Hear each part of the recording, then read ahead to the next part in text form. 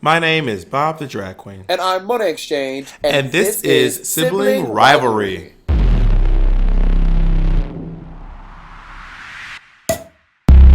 This week, we discuss being black and gay. We introduced a new segment called Bye Girl Bye. And we find out what made me respond like this. Well, then fucking say that, bitch. You just act like you loved it. All right, wake your ass up. Bitch, I'm up. Wake your ass up. Ladies and gentlemen, welcome to episode 3 of Sibling Rivalry. My name is Bob, the Drag Queen. You are being so combative today. Say your name, bitch. They know my fucking name. I'm Monet Exchange. This is how podcasts work. You have to introduce yourself to your audience. They know. Listen, they know what's popping. Who are you, the vixen? Why you want to fight me? No, because you were trying to fight me. This whole process has been you trying to fight me about doing our own motherfucking podcast. What? I would never fight you. I love you. Yeah, because if we fought, I would win. Monet, you cannot beat me in a fight. Any kind of fight. Be a verbal fight, a fist fight, a foot race, knick-knack, paddywhack, tic-tac-toe, connect four, hopscotch. You seem to forget, I am born and raised in Brooklyn, bitch. I would absolutely destroy you and pummel you and beat you into the motherfucking ground. Monet, I am from Atlanta, Georgia. Who cares? So what? I am from Do you know who else is from Atlanta, Georgia? Kim Sosiak. And look at what a pussy she is. And you know who else is from New York? What's the bitch? Biggie, Lil Kim, Faith Teresa Evans, Giudice, Donald Trump, your homeboy Donald Trump. That's your president, girl. You ever forget we have Bobby Brown, Lanithia Leaks. Bobby, your advocate for your city is Bobby Brown. That is an issue, girl. Robert Brown. Who the fuck is that? No, that's Bobby Brown's name. Oh, Robert. You said Robert. I thought you said Robbie Brown. I'm like, no, Robert Brown. You should try to enunciate. What have you been up to, Mo? You know, I have just been living my dreams on season 10 of RuPaul's Drag Race. We are 2 episodes in. Have you been doing press? Yes, I still am doing press. You're just, you know what? What I really think it is that you're just jealous that y'all did not get to do the amount of cool press that we did, and that's not a dig. Like, that's not another dig. I'm not trying to come for you. I'm just saying I think that there is a seed and underlying foundation of jealousy in that. Monet, let me tell you right now, I won RuPaul's Drag Race, okay? I have done a lot of press. If you name the press, I have done it. I was on Access Hollywood. I have done... me too. When were you on Access Hollywood? Bitch, I ain't even win that. We recorded all of it already. It hasn't aired, but we recorded it, bitch. It wasn't me and 14 other drag queens, okay? Okay, first of all, it was me and one other drag queen, and her name is Ms. Cracker. Okay, let's get that straight. Cracker, I just met her. I did so stupid.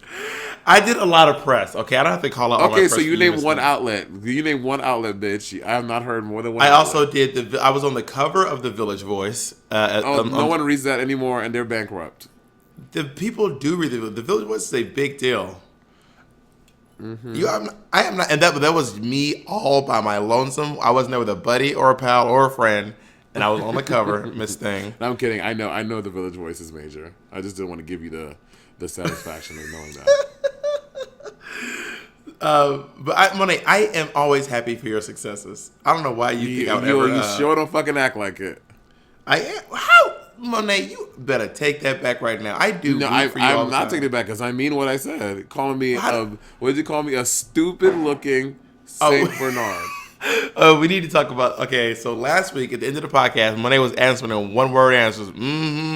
No, bye. Because Monet was upset that I said that she looked like that she reminded me of a stupid-looking Saint Bernard. And the gag is that you don't see anything wrong with that statement. That is Monet, the official gag. It's like Beethoven. He's a big, doofy-looking dog, and everyone loves him.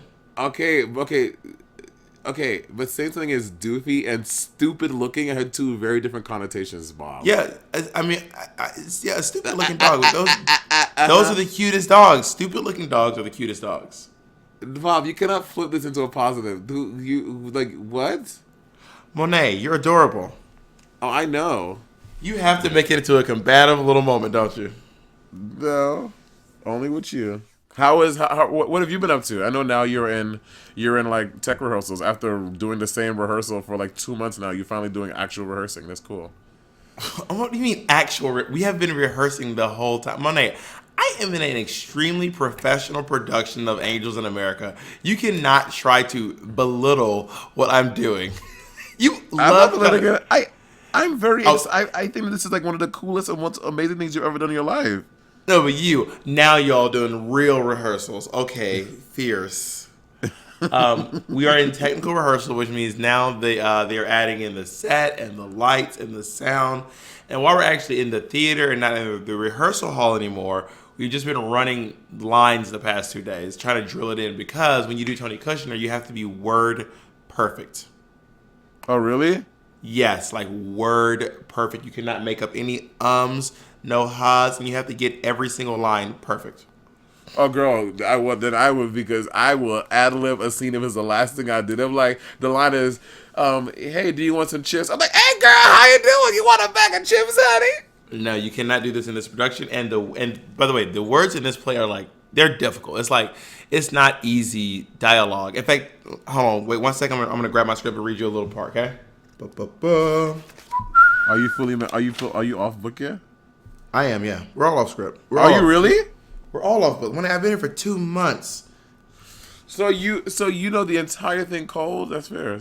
I know mine. I don't know everybody else's lines, but I sure as hell know all my lines. I mean, you've always been really good at memorizing stuff, though. Yeah, it's not a problem for me. And also, I mean, there's a character named Lewis who really has a lot of like back talking. Like this is one of his lines, and it's just weird, you know. I mean, I'm not all that Jewish looking, or well, maybe I am, but you know, in New York, everyone is. Well, not everyone, but so many people are. But in England, in London, I walk into bars and I feel like Sid the Yid, you know. I mean, like Woody Allen and Annie Hall with the payas and the gabardine coat, like never anywhere so much. I mean, not actively despised, not like they're Germans. Like that's literally, I wasn't stuttering. Those are the lines verbatim. Oh wow! Oh no, that wouldn't work And for me. and when rehearsal, if he'll be like yes and but, he'll be like no, it's but and yes, and they'll be like oh Nuh-uh. yes, it is word perfect. Welcome to this is Tony Kushner, Pulitzer Prize winning writer. You have to get the words down pat. This isn't just Bucky the playwright. And all of his plays are like that? I haven't read all of his plays. I read one of them. Well, I'm asking, are all of Tony Kushner's plays, do they have to be word perfect? I'm pretty sure, yeah. I mean, Tony Kushner writes what he means, and he wants what he said, what he wrote on the stage being said. So when you do Tony Kushner's work, you just do it word perfect. Yeah. So that's what we've been doing the past 2 days, and I think after 2 more days, we'll finally be on the stage with our costumes and the set and the whole 9 yards. And the set looks crazy. It is a big production. It's kind of crazy, girl. I'm very excited to come see it. I'm excited to have you. Oh, and also, here's another thing. My cousin is coming tomorrow. Wait, so he is coming? No, I have 2 cousins. One cousin who I know, one cousin I don't know. And they So the both one that you want to know is coming? The one that I know was always coming. My other cousin wants to come, and he's like, "Can I stay with you? Are you sure I can't stay with you?" I'm like, "I live in a 2-bedroom apartment with only 2 beds. I'm not into this lifestyle of having 4 adult men staying in my apartment with 1 bathroom." Bob, I told you this earlier. You're being ridiculous. I'm like, they're not acting to move in for the rest of your career. It's a week, girl. It's not going to kill you for a week. What? Can I send them to your place? What? Can I send them to your place? That's not my family. But if my family wants to come stay in my apartment, and Yes, he's my family, but I don't know him. I do not know him. I have never had a phone conversation with him. But your cousin that you do know and his friend, that's okay. Yeah, Why not? I told them they're coming. They're both going to be here tomorrow morning. Or that's a fast turnover. Didn't they just ask you like this morning? No, my other cousin, the cousin that I don't know, asked me this morning. Oh, got it. And I was like, "Boo, listen, I'm sorry. And I know you want to live your life in your spring break, but I just don't." It's no spring break. Got it. Oh, and also, not to mention, it's spring break. And they are 21 years old. They are going to be out living their goddamn dreams, which they should be. If you are 21 and you are young, you need to be out on spring break living your motherfucking life. I'm not on spring break. We are in Tech Week, which is the most intense time of the rehearsal process of a play. You see what I'm saying? Absolutely. Were you ever one of those kids who went to like Cancun on like spring break and shit? I always wanted to do that. I've never gone on a no. Same. No. Me either. I never went on an airplane until I finally got. What? I said I never got on an airplane until I got booked for a gig, and I flew over to the gig when I was like 19 or 18. Oh, really? Yeah. I thought you were gonna say when you got booked for a gig at Drag Race. I'm like, bitch, how the fuck did you get to New York then? Did you walk? I walked all the way. Can you believe it? I thumbed a ride up to New York City. No, yeah, I was not. We weren't rich people. I know now. Monet is. Y'all don't know this. Monet is loaded. Okay. Bob, can you stop? That's not true. And you always say Monet that. is. And then Monet is wealthy. People believe that, and you are so. That's not true. Monet's mother owns a cell phone company in a small island. And Monet goes and parties and vacations there once every 3 weeks. Stupid. But no, my family is not loaded. We do not have a whole lot of money. So we just did what we did when we could do it.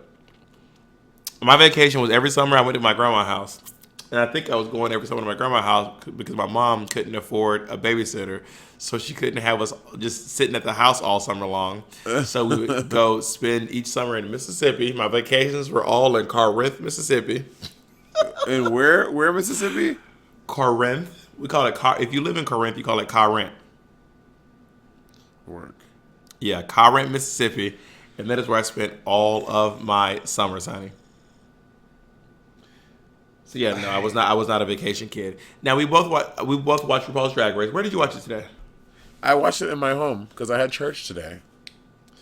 You in this goddamn church gig. Bob, what's wrong with church? You know I think religion is a scam. Religion is the biggest scam in the history of the world. Well, you know, it is. People, you know, you're entitled to that. You're entitled to that. Thank Absolutely. You.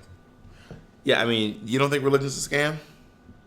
It's not my business to say that. Money, share an opinion. It's Jesus Christ. I mean, it's just. I mean, I don't know how I feel about religion 100% now, but I was raised very religious, and it is a very like. Old habits die hard. Like, it's just a hard thing. I don't know. I honestly don't know how I feel about it. Like, well, I know how I feel. But also, me going to church it's a church job. I get paid to be a soloist there. To praise the Lord. That's fierce. I think that religion is designed to keep the poor and keep the ignorant. And it is. There is no major religion that does not condemn homosexuality. And most religions have racism. Unitarianists, whatever it is, they don't condone homosexuality. Are they Christians? No, I said you said religion and Unitarians, whatever they are, that is a religion and they don't condone. I never heard of that. Is that a sect of Christianity? It's not a sect of Christianity. It's its own thing. Unitarians. Well, I don't know what kind of a major religion it is. I never even heard of it. The major religions are Christianity, Judaism, Islam, and Buddhism. Let me look it up right now because now we have this lovely thing called the internet. Actually, I don't think that Buddhism does have any anti gay sentiment in it. To be honest, I don't think they do either. Yeah. Oh wait, it is a sect of Christianity. Yeah, so it's anti-gay. No, Unitarianism is historically a Christian theological movement named for its belief that the God in Christianity is one entity as opposed to the Trinity, which defines God as three persons. Therefore, they believe that all are equal. But do they read the Bible? I don't you can't read the Bible and be for pro. If you can't believe in the things in the Bible and be for gay people, it's just not possible. It's just, by the way, I'm not here to shit on Christianity. It's just not a thing. It's just that's not a thing, boo boo. But there are gay churches, gay Christian churches. Yeah, and they read and believe the Bible. They just push out all the old shit that they don't think. See, that's another thing where you get to just pick. Well, I'm just gonna listen to this, scratch that part. I'm gonna take this, scratch that part. Like, that don't make no sense to me. To you. So how do you get to pick? So now you just go through the Bible and just pick only what fits you. Everything else is bullshit. No, I think I mean, I don't know. I don't live that life. Well, no, I don't fuck with religion.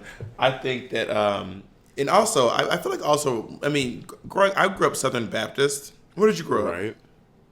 I grew up Methodist. I grew up Southern Baptist, and it is hellfire and it is brimstone, Miss Thing. It is like damnation. It is fire. It is a preacher who is sweating buckets with a towel on his face and yelling, ha ha, and preaching, ha ha, and trying to find out, ha ha. And then once the congregation has gone on for way too long, he goes, y'all don't mind if the Lord wants me to keep talking, ha ha. And then they pass the plate around again. I'm not here for it. Well, also that church is just fun, honey. Yeah, it's fun until you do it every. It's fun from the outside. Like those extreme churches are fun to visit, but when you go to them every Sunday, as a kid, it does not feel fun. I started going to one of those like in high school, and I used to go every Sunday. And honestly, what really makes those churches popping, is the choir, because the choir is normally on point. It's like three like fat bitches that can like sing the house down boots, and they just turn it out. No, the choirs are amazing. I'm telling you, they're incredible. Southern Baptist black churches are lit as fuck.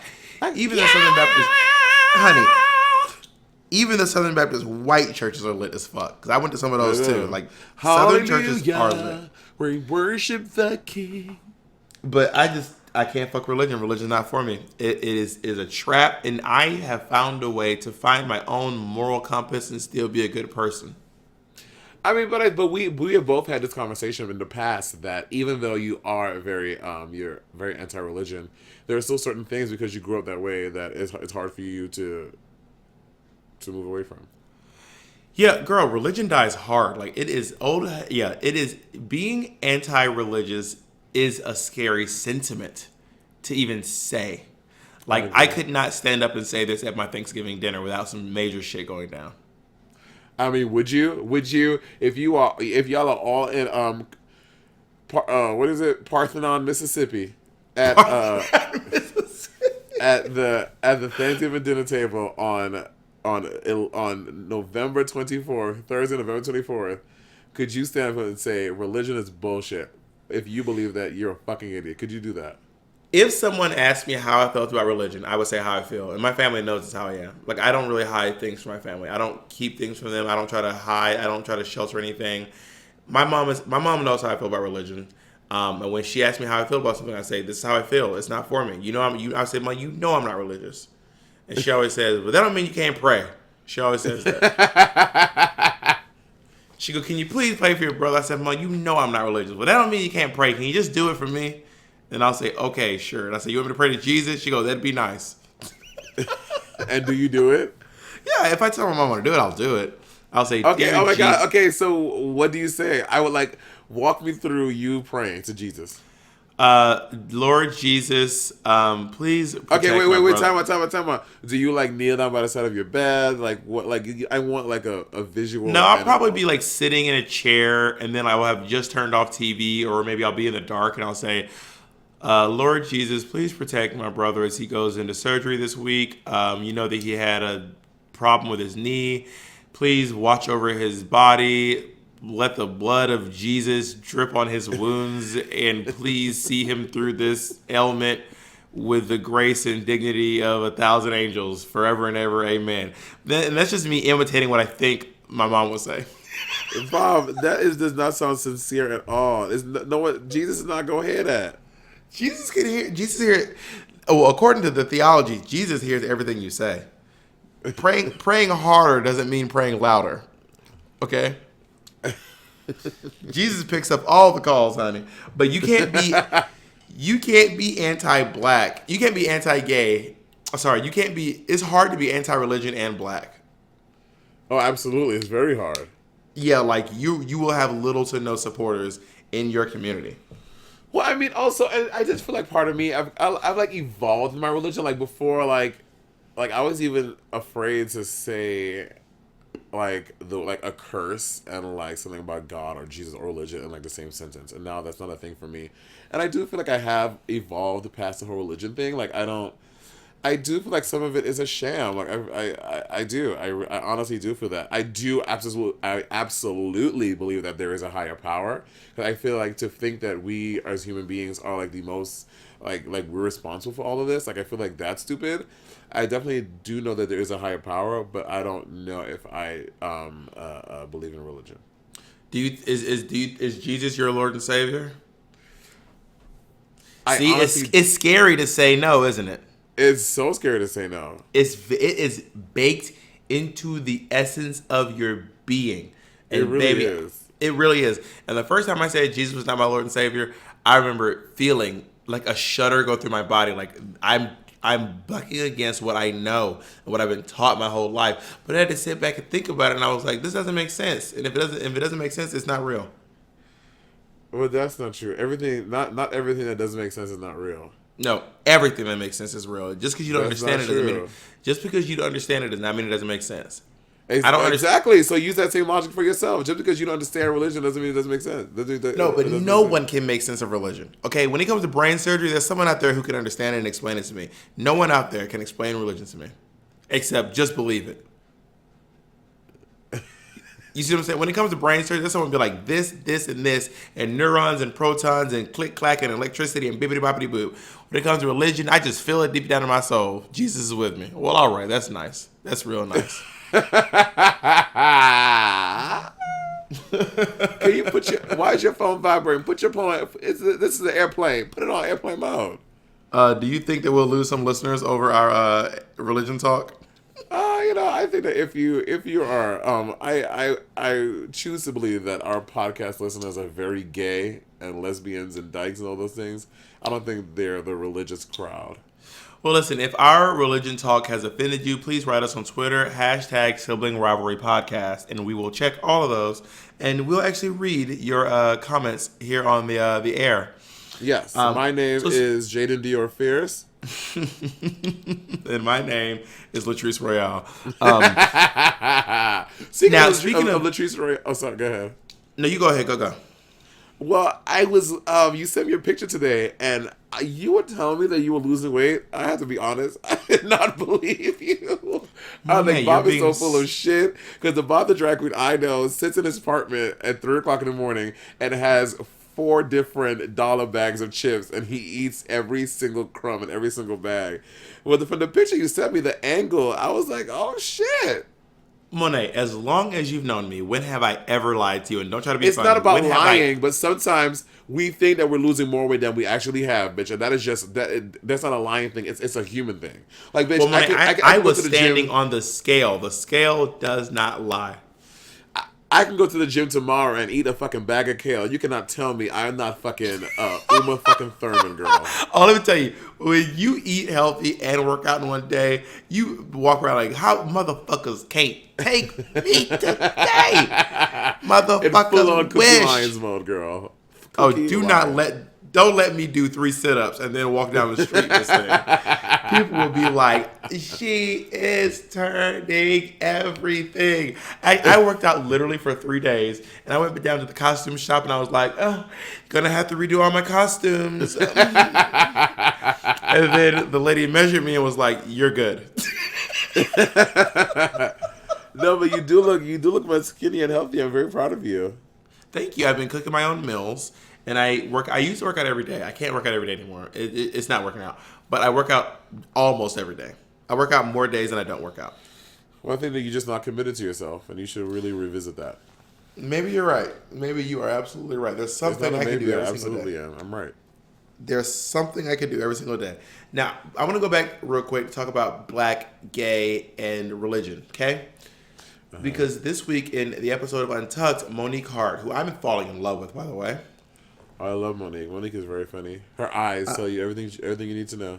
She got those Octavia Spencer eyes. She was mentioning how, her family knows she does drag, they know she's gay, but maybe they don't know to what degree she's doing it. You see what I'm saying? Yeah. And years ago, a friend of mine said that he was doing drag, but his family didn't really know.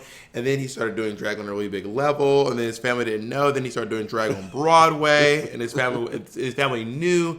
They were kind of like, "What's going on?" And it was a big issue because his parents were deacons or pastors or something like that. Right.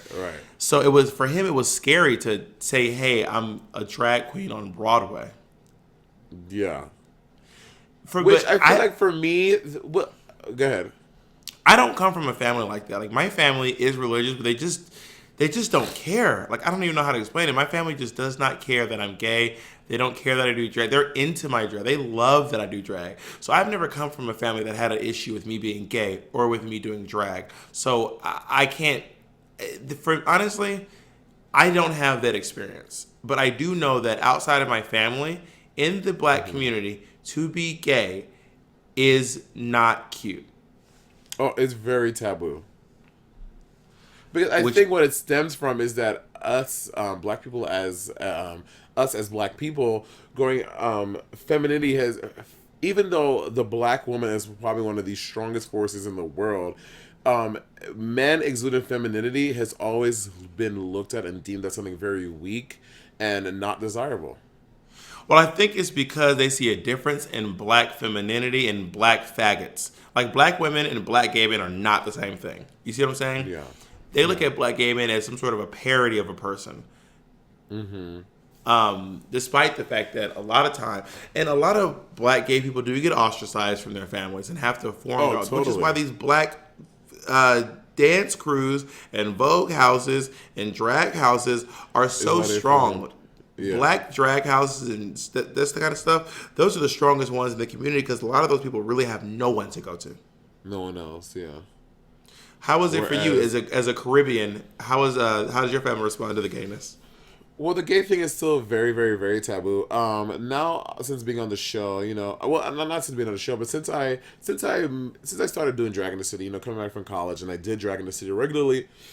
My mom and my dad live in St. Lucia, but my aunt and my grandmother and my brother, we all live up here in New York and in Delaware in the tri-state area. So when I came back and I was doing drag, they're like, okay, this is weird, but you still have a job, right? Because I was still working at the hotel. Boom, I was still doing that, and I was doing all that, and then drag started getting more serious, and then as you know, I quit my day job and I started doing drag full time, and they were like, listen, we don't care as long as you can pay your bills. And so I think for my family, what has always been the thing is that can you make a living doing this fucking drag thing? And when they saw that I could, then they accepted it, which is weird. So I think we both have pretty liberal black families, to be honest. But that's the thing. My family is very conservative, so that's the weird thing. But and also it goes to say my family in St. Lucia, they still don't really get it or they don't understand. Like my mom, I never said the words to my mom, "I'm a drag queen," or "I'm gay." Well, does your mama have a TV? She does have a TV in St. Lucia. Does she follow you on Instagram? She does. She does not have any social media. So she has a fucking WhatsApp account. Does Margaret Exchange know that you are Shut the fuck up. Does Margaret Exchange know that you're on RuPaul's Drag Race? I told her I'm doing this. I said to her, "Ma, I'm doing this reality competition show on VH1 on a Thursday night at 8:00." And she's like, "Oh, that's really cool." I've spoken to her since the show was aired, but she's never mentioned it. Which I don't think she's watched it.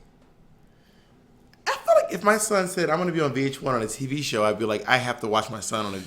Okay, let me talk about Martha Caldwell. Martha Caldwell has seen every video that I have ever posted on YouTube, or that has been posted of me. She has seen everything I've done on TV. She's seen every movie I've been in, every TV show I've been on. She has read every single interview. If she spends her days combing the internet for Bob the drag queen stuff, like she is that mom. Work. Like so I know that she'll probably hear this. Like everything I do, Martha Caldwell is there and she's listening to it, which is why I think we're so open about everything because she knows she knows the real me. Like I don't have a family version and then an everyone else version because Martha Caldwell's always watching. I'd be exhausted trying to keep up an image for her. You know what I mean? Well, my aunt who kind of raised me. So recently, my family came to Hardware. They came to my one woman show on Hardware on Saturday. My two aunts came, and they were floored. They were like, oh my god, you're like really good, and we're like obsessed. So now they want to come every Saturday. I'm like, absolutely not. Wait, you say your aunt who? Because I get confused because you call your aunt your mom, and I just assume we always met your mom. No, so when Your aunt who raised you. My aunt who raised me, that's my mom. But my Yeah, that's why I meant. So your mom, your aunt who raised you, who we call your mom, lives in New York. No, she was in St. Lucia. But my other aunt who kind of raised me later, it's like you know my family tree is weird, girl. It's like so weird. Rose. Remember when you came to the house in Brooklyn? Yeah. That's my other aunt. By the way, y'all don't know, Monet had a on the back of her door, $8,000, literally just hanging on the back of her door, in her not apartment, her house in Brooklyn that her family owns. And Monet's like, we're just modest, we're comfortable. Bob, owning a house in New York City is not a weird what are you talking about? Money, owning a house in New York City is a big deal. If y'all sold that house, you probably make $1 million. Okay. Anyway, moving on. But Monet, are you uncomfortable because everyone knows now that you were raised rich? You're like the Jordan Sparks of RuPaul's Drag Race. You came in, you were already rich. Tell the truth, shame the devil. Bobby, you are so ridiculous because I can't. Anyway, the long and short of it is that being gay and black, especially honestly from the Caribbean experience, it's more of a thing of it being, can you make money from this? Because just like Africans, West Indian people are very much, they want all the kids to be lawyers, doctors, like that's it. Like if you do anything outside of that, it's like, what the fuck is wrong with you? You're an idiot. Like no. So I think that's more so where it stems from. Now, I think when most people think of Caribbeans, they think of Jamaicans, and Jamaicans are apparently notoriously homophobic. Oh, yeah. Oh, Jamaica is the worst one. St. Lucia is where I'm from. St. Lucia is a pretty liberal. Out of all the West Indian countries, St. Lucia is pretty liberal. It's because of the Queen of St. Lucia. Monet does not like when I acknowledge that Queen Elizabeth is the Queen of St. Lucia. Which she is. You can acknowledge she is, right? Sure. Wait, do you think Queen Elizabeth is the Queen of St. Lucia? Oh my God, I don't know. I don't care. Monet, now you're trying to full stunts in front of the podcast. Monet's always like, she is not the Queen. I never said those words. Queen E.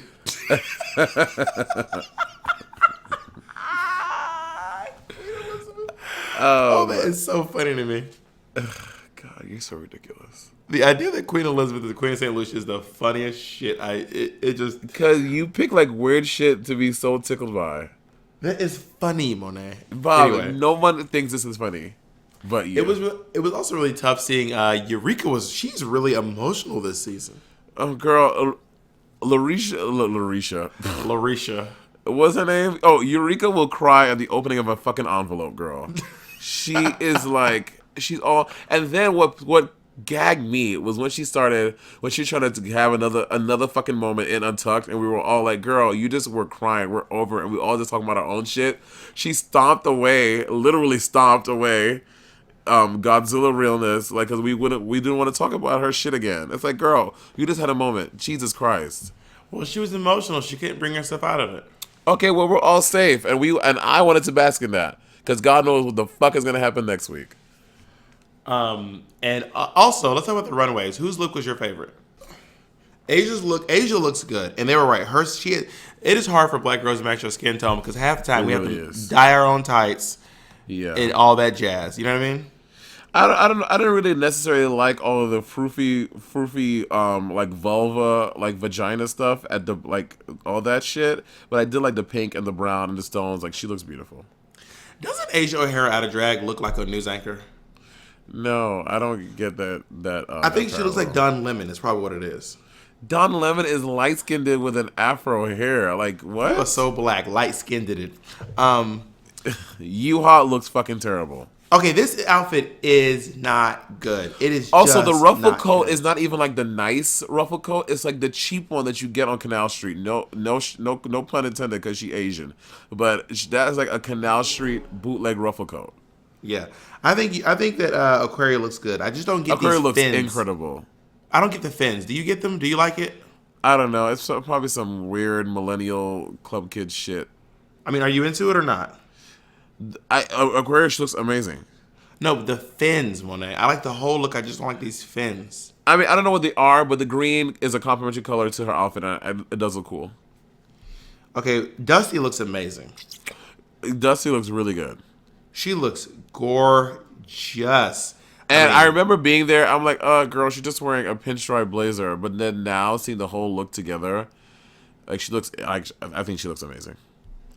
Okay, Calorie's outfit is it is a little, I will say this, it is a nice outfit, but when they say best drag, it's just not what I'm expecting. Okay, This to be looks like fair, they told us you're sick. When we were getting ready for the runway, we were told your signature look. That's what everyone is wearing, a signature look to them. which is shady, because just last week they told Dusty not to do her signature look.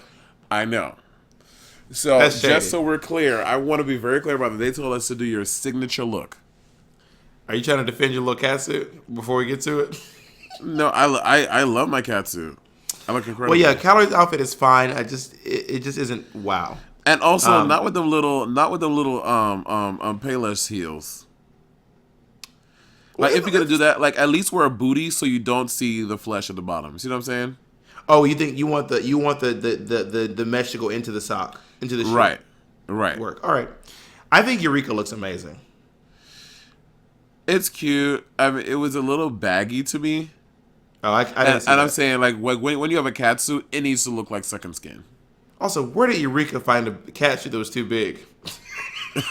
Wow, Bob, that is so fucking rude. No, I go hard for Eureka. Like, I think she looks so good in this outfit. She looks amazing. Well, good for you. I love Monique's outfit. Oh, Monique's outfit, it was so cunt. I love it. I really do. The only thing I don't love is her. You know how I feel. I don't believe in thongs on over tights. Well, also, it wasn't really a thong because Yeah, because because it had the extra parts to it. But it doesn't look like a butt, which is what kind of drives me crazy.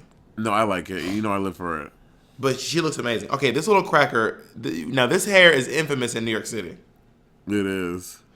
Honestly, I wish she had done. This is just me being about myself. I wish she had taken the hair off and then walked out purse first. That would have been fucking hilarious on the way out the runway. That would have been cute. No, she looks great. What's his name? Abraham made this outfit. Yeah, I can tell. Okay, I can't say that I'm feeling Cameron Michaels. Cameron looks terrible. I hated this look. This is just kind of a mess, to be honest. It's like first time drags. Oh, I'm gonna do a butterfly gown. You know what I mean? Yeah, I can't be here for that. Like this is your signature look. Work. Does Blair St. Clair wear body? She does wear body, but she's wearing one of those titty plates, and but it's like an old saggy lady titty. Like they're not perky boobs. Yeah, I don't feature this. I will say the beating is gorgeous. Her boob plate is too big for her. The beating is gorgeous. Okay, I actually like the Vixen's outfit. Her hair was a little crunchy, but I liked her outfit though. Yeah, agreed. Her hair is always a little crunchy though. Yeah. Monet, you look good. I will say this is signature. I think you have this outfit in 18 colors. I have it in about 4 colors, yeah. Did you make this or did Yuha make this? Yuha made that outfit. I cannot believe that was not a plot point in this episode that you were on the runway wearing an outfit Yuha made. And looking better than her. Yuha made this outfit, but I had it stoned by someone else. Like this outfit is fully stoned and beaded. It is very heavy. Okay, yeah, looking at this picture of Mayhem, she looks fine. On the show, it looked better, but in the still, it looks fine. She looks good. If I saw her, I'd be like, "You look good." Yeah, agreed. So who is your top 2 of the week? I'm gonna give my the top 2 of the week is, you know what? Honestly, it might be Dusty. She looks really fucking good. Yeah, I would be Dusty or Asia for me. Dusty or Asia, yeah. But I'm gonna give it to Dusty because I like Dusty's look more. And Yuha is the bottom. Yuha is a fucking, what is it called? A scoot. Scoot the fuck home. Top scoot of the week is top Yuha. scoot. No, bottom scoot of the week is You all look Yeah, she did. terrible. The Yeah, I afro can. with just this cat suit and the crunchy ruffle coat. And why did you choose those fishnets? I don't know you. I do not know. This is not a good look, but she was. But wait, was she in the winning group? No, she's in a losing group. And Oh, also, she was that's on right. the main stage talking about she had another yellow and black outfit. It was even fucking uglier. It was the Was other it? one was worse. Oh my god. Oh, also, can we talk about Alyssa Edwards? Some of the advice she was given was not good advice. Like what? Just like, okay, now just be like, as you were getting bigger and bigger, the girls were already doing really big stuff, and she was telling them to do it bigger, and then it was getting ridiculous. Like, it was getting ridiculous. Do you not agree with that? Yeah, so it was. Yeah, I agree. Like, especially Yuha, like, that was, like, what she was telling you how to do was, I was thinking to myself, I hope Yuha doesn't do that in the show, because this is bad advice. She's telling you how to roll around on the ground, and the girls will come out and do a big gesture, going, "Bigger, girl. I want you to be more ridiculous, girl." And I'm like, "This is what kind of Also, bullshit advice is you this?" know that Alyssa is so extra. You don't I know it, girl? But I was like, "Work, whatever. Live your dreams, honey." I remember thinking like, "This is a lot of really bad advice." All she's doing is just saying bigger, bigger, bigger, bigger, bigger, bigger. No matter how big they were, she tell you to be bigger. Did you find the choreography hard to do? No, the choreo was easy. I mean, girl, me and Pixie do harder shit than that. Well, Monet, you must have come a long way because you have not been known for your choreography skills. There's a reason why the nickname I gave you, Slow Mo, was because when we were doing the Wizard of Oz challenge, you were always a beat behind doing all the dances. That you are so full of shit. No, I was not. Monet, I have video proof. Okay, everyone, go Okay, to my until Instagram. let me see this video, then I'll agree. Until then, you're full of shit. Well, go to my go to my Facebook page. Go to Bob the Drag Queen on Facebook. I will repost the video. You can see Monet a full beat behind everybody, even Miss Cracker. No, not Miss Cracker. Even Yeah, I'm Tara about to say, Hyman. no one is worse than Cracker Girl. Even Tara Hyman is whooping your ass in this choreography challenge. Now I'm really excited. We're starting a new segment called "Bye Girl Bye," where we Bye, talk girl, to. bye. I was so excited that you thought about it, Bob. It was a really good idea. One of the few you've had all year. All right, whatever. We're just starting a new segment called "Bye Girl Bye," where we interview the girl who was eliminated off RuPaul's Drag Race. And we have our first eliminated girl here for an interview. We're gonna call in. Now the quality is a little off because she didn't have Skype, and then we were trying to do all this stuff. So we figured out. I found out a way to record my phone call, so it truly does sound like a phone call. But we have an interview with Vanessa Vanjie Mateo, girl. I think AKA that Miss Vanjie. this gives our podcast more character, I think. What, this little interview? Yeah, because we did it on a phone. Oh yeah, well yeah, it's full of character, honey. So here's our interview with Vanessa Vanjie Matteo. Did you get this motherfucking thing in order? Yes, I did. You're on the phone with me and Bob right now. Hey, Ricky Bobby. Hey Vanessa, we are live. Well, not live, but we are recording with Miss Vanessa Gets These Cookies Vanjie Matteo. Girl, I am. Cookie Mart, get these cookies. Okay, so I just want to start off by saying that was the hardest first elimination I think we've ever had to watch in the history of RuPaul's Drag Race because nobody wanted to see you go. Oh, I appreciate that. Okay, let me say something. You have made such a huge impact already on season 10 than any of these other bitches. And then fucking Alyssa Summers, then fucking like Pork Chop is quaking because you have taken over the game. You're legendary, bitch. I love it. Have you gotten a lot of outpour from fans reaching out to you? Yes, everyone has been really nice. All of the memes have been funny as hell, bitch, with me as a cookie monster, me coming out the cookie jar, me, all kinds of shit. These motherfuckers kids are creative as fuck. And everyone's been really sweet. Everyone has been reaching out saying, "Oh, we didn't want to see you go. You're not like the, like how they say, I'm not like a regular first girl out. I don't know what that. No breed to the other girls. I don't know what that means. That's them. That's not me. But you know, it's cute. They be nice. And I think more than anything, the fans just really respond to the way you talk to the camera. You're like the drag queen Cardi B. Right. That's what I've been getting. Because you keep it real. What I should have did was audition for Love and Hip Hop. That way my ass would never got eliminated because they don't eliminate bitches on that show. I would say on set, but that's like I've been to some places and people think that Vanessa is like putting on a show. I was like, no, girl, this is how Vanessa is. We were doing this thing at Mike.com, and Vanessa walks in full-on showgirl regalia, painted to the gods, and like this is the countryest outfit. And she's like, how all these hoes doing this interview into offices of Mike down. And it was like, I was cackling because she is like very authentically herself, and it is fucking everything. And people really, people are already begging for you to pop out of a box on season 11. Right. Say what? I said they want you to pop out of a box on season 11, like Shangela. Like people want you back. It's really crazy. It must be an amazing feeling. Yeah, they want me to come out the cookie box, the cookie jar. Now, I have a couple of questions for you. So I want to ask you about some of the things you said on the show and ask you what they mean. Okay? Okay. Now the fans are wondering what does get these cookies mean? So get these cookies is kind of like when you say eat it or like, oh, bitch, get into it. And it's like this when you know you about to give, you know, you giving a little look-see or you just feeling it and you say, bitch, get these cookies, bitch, get these cookies. So it's like, you know, you the ticket, bitch. You the Willy Wonka ticket and you about to get them the ticket to get these cookies at the factory. So they say, get these cookies, bitch, get these cookies. Now, a hooker on Rodeo Drive. Right. Like trashy, but still, you know, eloquent. Right, because that means like you on Rodeo Drive, so you fancy, but you still hooking on the corner.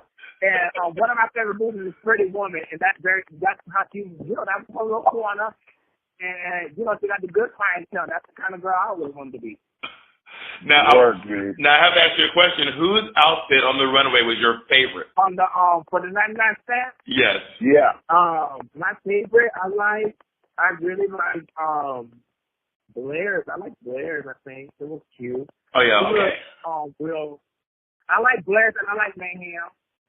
Now, can you please settle this debate that the internet cannot leave alone? Was Monet's outfit conceptual? Was it clear? Or was Monet's outfit, see what had happened was Trey didn't like the session? You know, I remember in a track I said, "Big, you should have gave me those sponges too, big." Because we were keeping about those sponges. I think, you know, Monet had a vision, and Big, she loved, like I said, she loved the look. She was trying to get the clean and cool tech. She came in clean it, she cleaned it wrong way, she cleaned it. Baby, the same loves to clean. I don't know what the fuck you were giving, but they liked it, so I was like, okay, yeah. But you know what? Because in the workroom, it was you. We were like working next to each other, and I was originally going to use the fucking Barbie dolls, but I realized that they were not enough to cover my big ass body. So you said you are a much more petite lady, and shut the fuck up. Oh my God. Okay, we have just a few more questions. I want to know about how did you meet Alexis Mateo and become part of the Mateo dynasty? Yeah. Well, I was dancing for a dance company, and she had reached out for like not to me exactly, but a friend of mine, a mutual friend, that she needed a backup dancer for a pageant, and then so we started dancing for her, and then like every time she would do something, we would dance for her. She danced for Coconut Trees and a bunch of people that done pageants. So it was the average. So that's right. And then I just became really different with her over time, and then just hung up, stayed around, and then yeah. This actually sounds a lot like you. Your story is oddly similar to Shangela. Shangela used to do backup dancing for Alyssa Edwards. Then she came on the show, was eliminated first. So who knows what the future holds? Yeah, I think they need to go ahead and put me in the cook. I'm waiting for the fucking call. But I have a question, Miss Vanessa. So when you watch, they showed the first 10 minutes of this week of tonight's episode. They showed the first 10 minutes of this week's episode, and RuPaul was like tackling at you saying Vanji. How do you feel about that? This I was laughing because I didn't know what the fuck. When you're in the moment, you don't even know. Like, I didn't even plan on what to say. I was like, bitch, I didn't even know what to think. I didn't the mirror message too. I was like, bitch, I don't even want to write nothing, to be honest. But I don't know, but I didn't realize that happened. But as soon as I saw the girls, they were like, oh, don't worry, like they love the name. And then Michelle asked me about it, like what was happening as well. So I was like, so when I saw the the sneak peek and we call it laughing, I said, I thought it was cute. It was funny. Oh yeah, girl. No, people are yelling Miss Vanjie all across town. I saw someone's Grindr profile name was Miss Vanjie. How bad? So you have made a humongous impact in a really short amount of time. And you were definitely you were honestly the funniest part of the whole fucking episode. And watching Untouched was really rough because you were going through it. It is an emotional feeling. We try to tell fans who watch it, when RuPaul says the time has come to lip sync for your life, like it is scary. It feels scary. It does not feel funny. It is like a really intense moment. Yeah. And then seeing Eureka give you a pep talk, which was cute because also, not only because you were helping each other out, but also Eureka is 18 times larger than you are. And I was standing next to her. I looked so pretty. I thought that was the best that could have been for me. I looked so pretty next to her. I said, if I'm not getting trained, I'm getting trained after this scene right there, bitch. Well, Vanessa, we want to thank you for coming on to Sibling Rivalry. What's your Instagram handle? My Instagram is Vanessa Vanjie. My Facebook is Vanessa Vanjie. Well, I think I maxed that out. But I'm trying to get this spot, how you do the liking on the Facebook. So I'm trying to get that together because I don't know what the fuck I'm doing. I'm trying to link up all my accounts. I don't know what I'm doing with that either. My Twitter is Vanessa Vanjie. That page, Arrows VIP, Vanessa Vanjie. Yeah. We gotta get these coins to get these cookies. I'm trying to be either coming out of season 11 cookie jar and going to get these cookies and this Vanjie or All Stars. But we're gonna see what happens. Well, that is Vanessa Miss Vanjie. Get these cookies on Rodeo Drive, Mateo, Dupree, Balenciaga. Right, hot clothes between Sanchez, Lopez, the third, Junior, Guadalupe, man. We have to have you back on, Vanessa. You are so you were the funniest fucking part of episode 1 of season 10. You were so good. That is Vanessa. Thank you so much. I love you guys. Thank you for having me. Thank you for having me. I love both of you. And we got to do videos. All right, absolutely. Bye, Vanessa. First, bitch, first. Bye. I love Vanessa. This girl is so funny. Everything that the world needs right now. I could not stop cackling throughout the entire interview. She is so crazy. Like, I know she's from Miami, but tell me that Vanessa did not just step out of a fucking apartment on 182nd and Broadway in Washington Heights. I mean, she really is a drag queen Cardi B. I said it before, but she really is like... She is. I agree with that statement. And I cannot stop saying, I can't stop saying, get these cookies. Oh, girl, let me tell you something. If she comes back, which I pray to God she does, season 11, and she comes out of a cookie jar, I will lose my mind, and the world would love it. Well, I do all the time constantly say get these cookies, but I do take very short breaks every once in a while to say Miss Vanjie. Miss Vanjie. I don't think that I Miss told our podcast this, but Vanjie. what y'all did not see is that Vanessa gets eliminated. She gets eliminated, and Rue says, "Now sashay away." Vanessa, from where she was standing, all the way at the end of the stage, she walked backwards from there all the way off, saying Vanji. It was like it was going on for about like in real time, like a minute and 30 seconds. Wait, how many times did she say Miss Vanjie? She said it from where she was standing when she finished the lip sync all the way to the end, walking backwards. It's Vanji, Vanji, Vanji, and we're all looking at each other and thinking like, what is happening? Because she was just saying.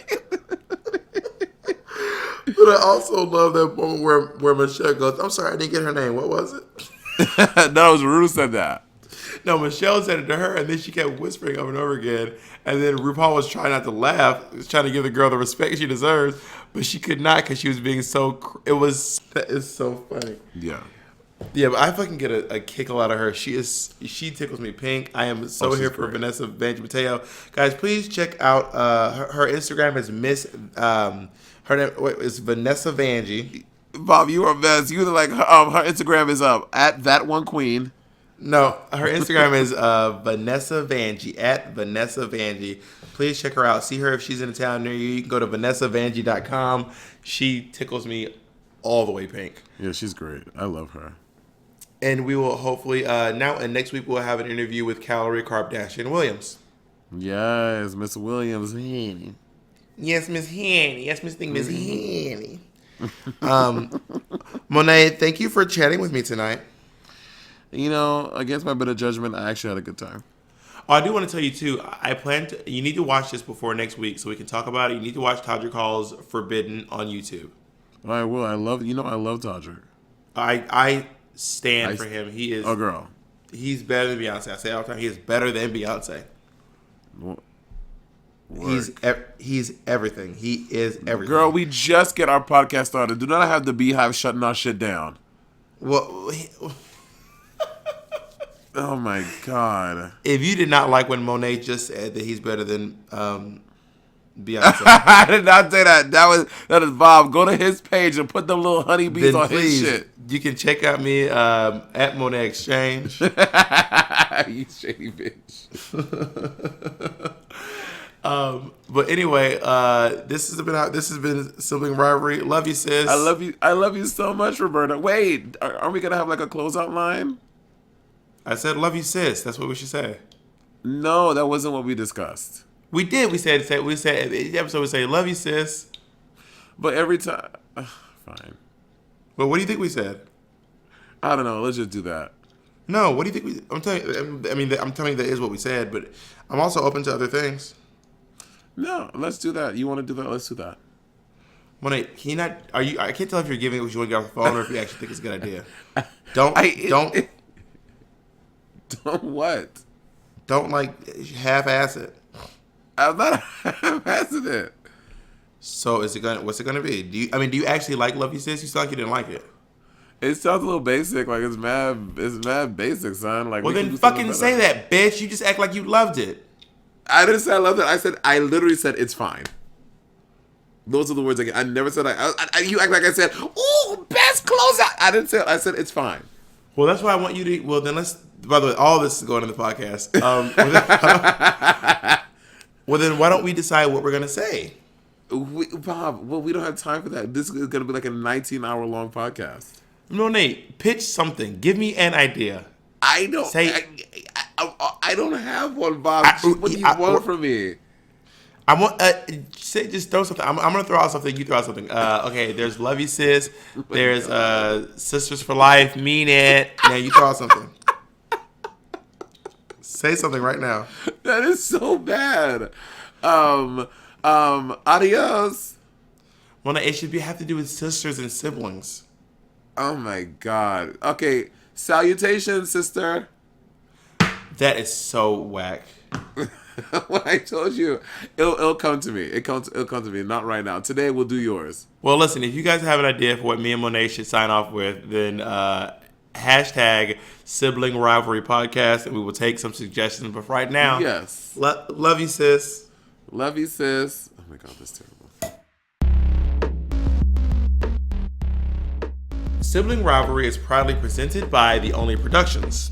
We want to say a special thank you to our lovely guest, Vanessa Vanjie Matteo. And a big thank you to our producer, Mitch Farino.